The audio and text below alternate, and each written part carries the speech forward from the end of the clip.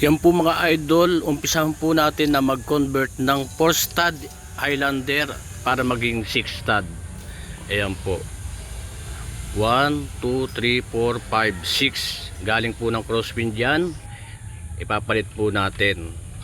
Yan, inuumpisahan na po natin mga idol na ikabit. Medyo mahirap din, talagang pukpukang umaati kabo at sobrang higpit pagkakalas kabit. So panoorin nyo lang kung gusto nyo mag DIY or kung gusto po ninyo na kayo po ay magpagawa sa amin po, pwede po i-PM po lamang ninyo ako mga lods. At yun na nga po mga idol, natapos na po natin yung panguna at dito naman po tayo sa panghuli. Ayan, naisalpak na po natin yung differential na 6 stud.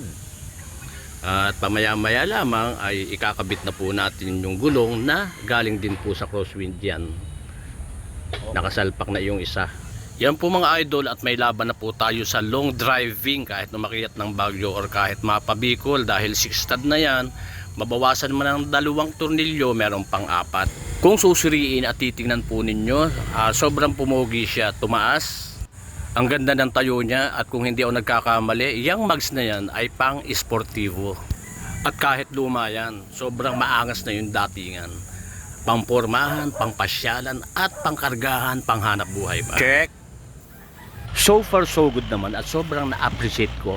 Ang daling iliko, ang daling imaneobra.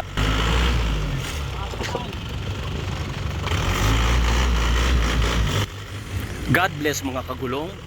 Let's go!